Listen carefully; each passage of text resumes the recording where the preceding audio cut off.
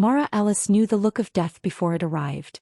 She'd learned to read it in the tightness of a man's jaw, the way fingers drummed against a table, the silence that pressed too heavy against restaurant walls.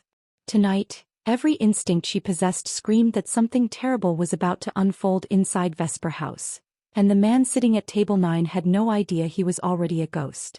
Luca Moretti didn't look like a man about to die. He looked like a king surveying his kingdom, his sharp black suit catching the candlelight as he smiled at the woman across from him. Juliette Crane, his fiancée, wore diamonds that could fund a small country and a smile that belonged on magazine covers. They looked perfect together.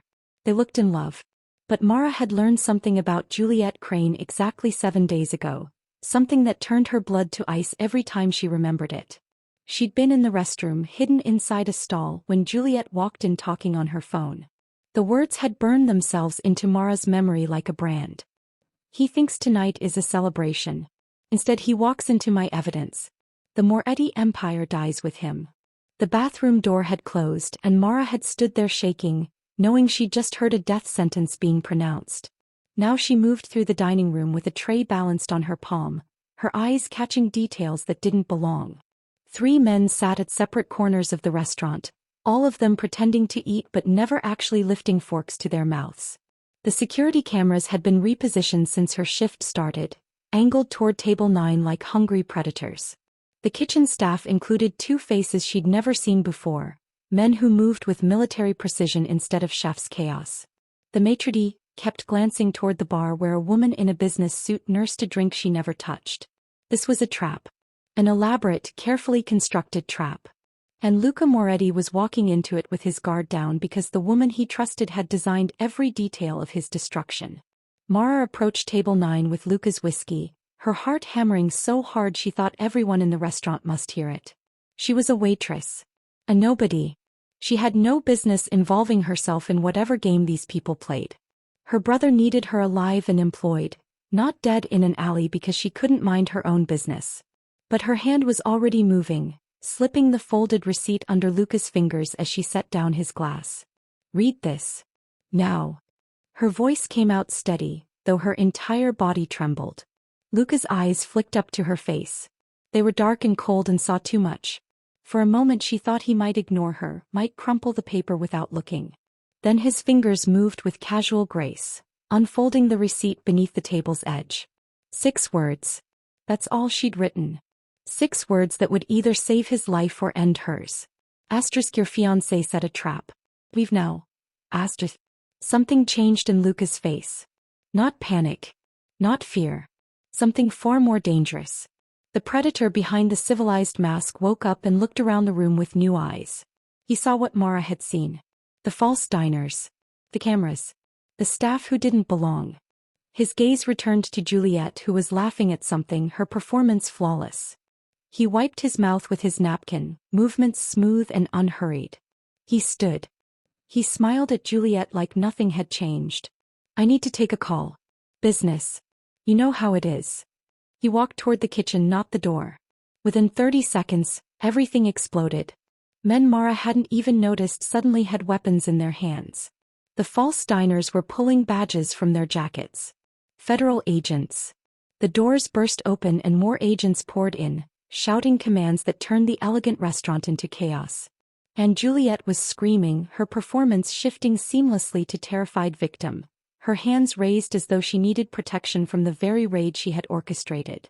But Mara saw the moment Juliette's eyes found her. Saw the exact second recognition turn to understanding. Saw the beautiful face twist with rage so pure it looked like something out of a nightmare. A hand grabbed Mara's wrist and yanked her backward through the kitchen doors. Luca moved like violence personified, dragging her past screaming chefs and armed men who seemed to materialize from shadows. They burst through the back exit into the alley where night air hit her lungs like a punch. Luca spun her against the brick wall, not gently but not cruelly, one hand beside her head and his face inches from hers. "Tell me everything. Right now." The words spilled out. The restroom conversation. The suspicious changes in the restaurant. The federal agents posing as staff. Everything she'd seen and heard and feared. Luca's expression grew colder with every sentence, until he looked carved from winter itself. "Juliette didn't set a trap for me," he said, his voice deadly quiet.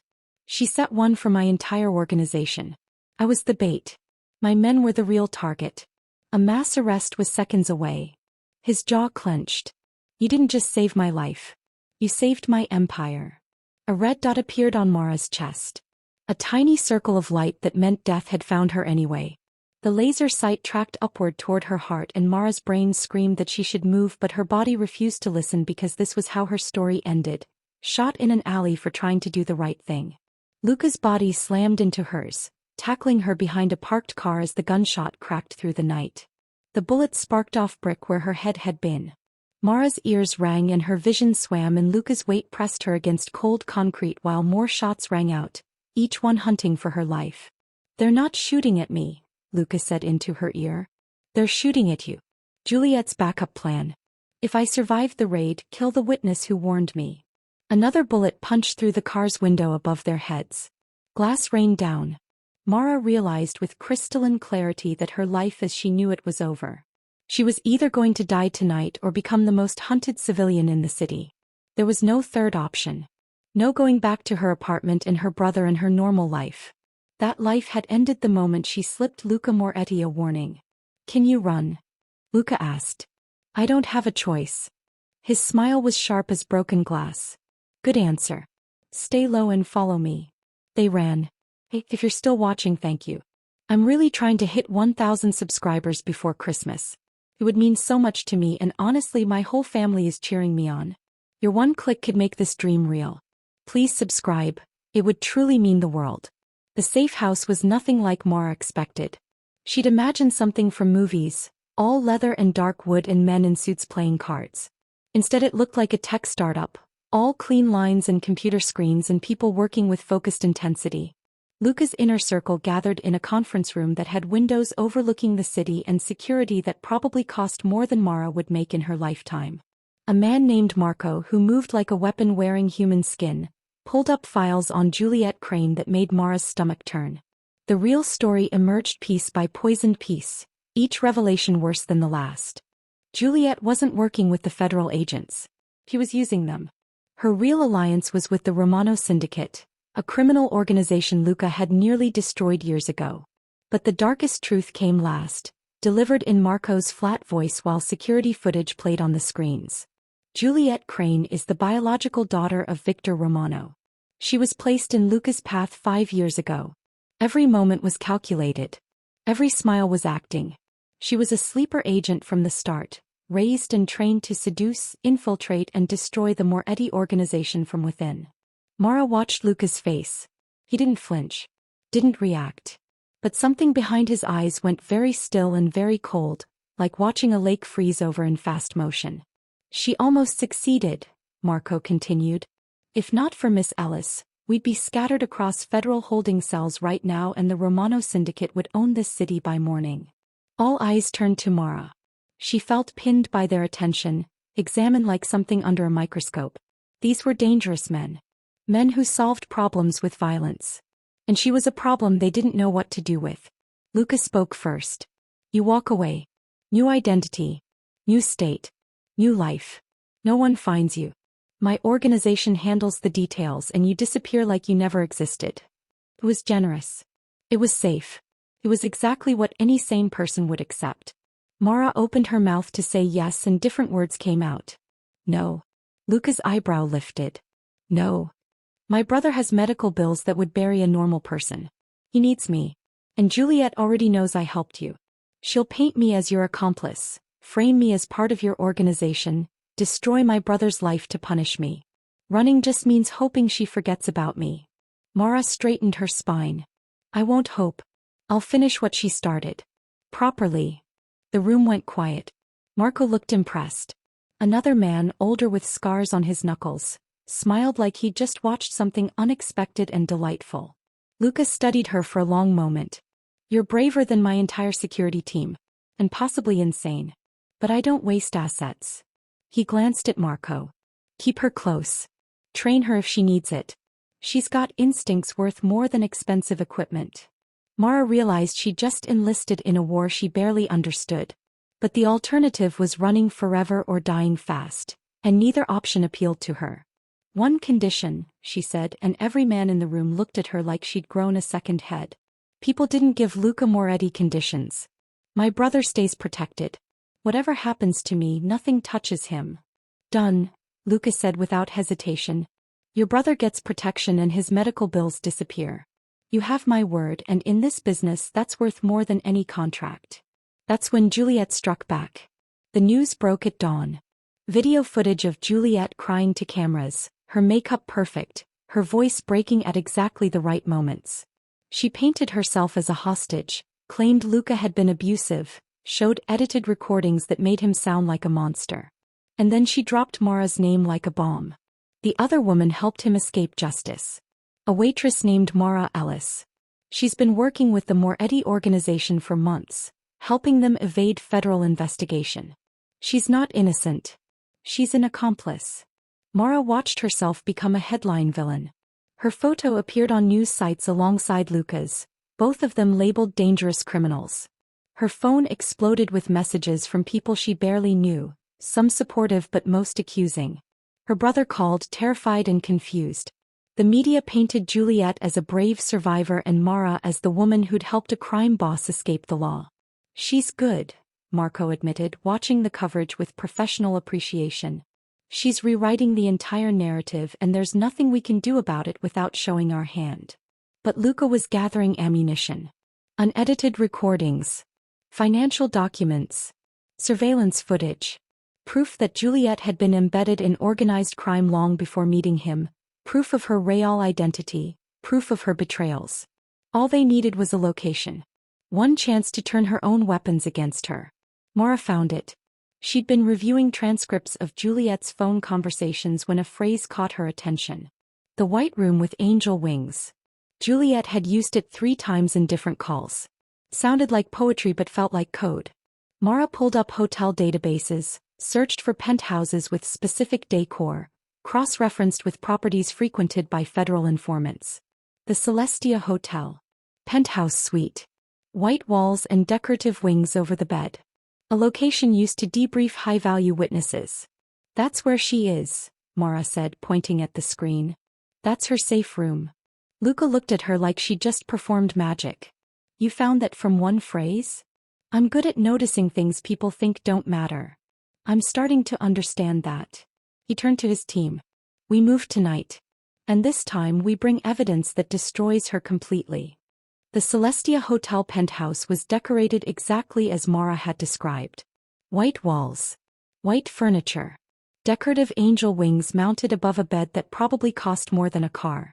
And Juliette stood in the center of it all, dressed in white like some kind of warrior saint, flanked by 2 federal handlers and a man whose Romano syndicate tattoos were barely hidden beneath his collar. When Luca and Mara walked in, preceded by Marco and 2 others who secured the room with brutal efficiency, Juliette's mask finally cracked. You brought the waitress, she said, her voice dripping contempt. How appropriate. She's the reason you're about to die. I have recordings of everything you've done, Luca. The moment you touch me, it all goes public. Luca smiled. It was the most frightening expression Mara had ever seen. Funny you should mention recordings. He pulled out a phone. Because I have some too. He pressed play. Juliette's voice filled the room, but not the performance voice she used for cameras. Her real voice. Cold, calculating, vicious. The recordings detailed everything. Her real identity as Victor Romano's daughter. The years she'd spent infiltrating Luca's organization. The federal agents she'd bought. The evidence she'd fabricated. The murders she'd ordered. Her plan to frame Luca, destroy his empire and hand the pieces to her father. Every word she'd spoken in private, thinking she was safe, now played for the people she'd manipulated. The federal handlers' faces went pale. They realized in real time that they'd been played, that Juliette had used them as cover for organized crime activity, that their careers were about to burn along with hers. The Romano enforcer reached for his gun. Mara moved without thinking. She'd spent the last 3 days training with Marco, learning how to survive in this world she'd stumbled into. Her body remembered the lessons. She grabbed a lamp from the side table and swung it at the enforcer's gun hand. The weapon discharged into the ceiling. Plaster rained down. Marco was on the man in seconds, disarming him with casual brutality. But Mara had made the first move. Not Luca. Not Marco. A waitress who'd served drinks a week ago. A nobody who'd become someone who refused to die quietly. Juliette stared at her with undisguised hatred. You stupid girl. You have no idea what you've done. What he is. What he'll become with you beside him. I know what you are, Mara replied. And that's enough. Juliette turned to Luca, her last card played with desperate confidence. You won't shoot me, Luca. You loved me. That was real, at least at first. You can't kill someone you loved. Luca stepped aside. I won't kill you, he said quietly. But she will. Mara held up the phone she'd lifted from Juliette's purse while everyone was distracted by the recording. The phone containing every contact, every plan, every shred of evidence about the Romano syndicate's operations and Juliette's role in them. Her thumb hovered over the send button. This goes to every federal office, every investigative journalist and every rival organization in the city, Mara said. Everything you built, everything you planned, all of it burns. Right now. Juliette's face transformed. The mask shattered completely. She lunged at Mara with fingernails like claws and rage that looked inhuman. Marco caught her mid-leap, slammed her against the wall, secured her wrists with zip ties that bit into expensive skin. Mara pressed send. The phone chirped cheerfully as files transmitted. Gigabytes of evidence flowing across the city like poison in water. Juliette screamed, a sound of pure fury that echoed off white walls and decorative angel wings. You destroyed everything, Juliette shrieked. Everything I built. Everything I am. No, Mara said quietly. I just showed everyone what you already were. The arrests came fast. Federal agents swarmed the hotel, some to take Juliette into custody, others to distance themselves from the scandal. The Romano syndicate fractured as evidence of Juliette's betrayals reached her father. She'd been playing all sides, it turned out. Using everyone. Trusting no one. And in the end, that isolation destroyed her faster than any bullet could have. 3 weeks later, Mara stood on Luca's balcony overlooking the city. She'd been offered full protection, a new identity if she wanted it, and something unexpected. A position as an intelligence advisor, because her instincts had proven more valuable than any trained professional's expertise. She'd saved an empire by paying attention to details others missed. By trusting her gut when logic said to stay silent. By being brave when being smart meant running. Luca joined her at the railing, 2 glasses of wine in his hands. He offered her one. Why did you help me? He asked. That first night. You had every reason to stay out of it. Mara considered the question. The real answer. Because someone had to see what you couldn't. Because I've spent my whole life being invisible, and I was tired of pretending dangerous things weren't happening right in front of me. Because my brother needed me to be braver than I felt. And now? Luca asked. Now that you're not invisible anymore. Now that you've seen what this world really looks like. Mara looked out at the city lights spreading below them like fallen stars.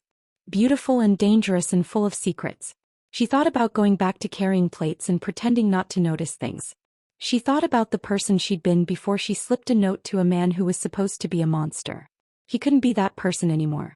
Didn't want to be. How I stay, she said. Luca's smile was genuine this time. No edges. No calculations. Just approval. Good. Because I don't trust easily anymore. But I trust you. They stood in silence, watching the city breathe beneath them. Somewhere down there, Juliette sat in a cell, her empire of lies collapsed to dust. Somewhere out there, other threats waited in shadows. But tonight Mara had won. Not by being the strongest or the most ruthless or the most connected. By being the one person brave enough to slip a note and change everything. The city glowed. Dangerous and beautiful and full of stories that started with someone noticing what everyone else missed. This was hers now. And she wasn't running from it.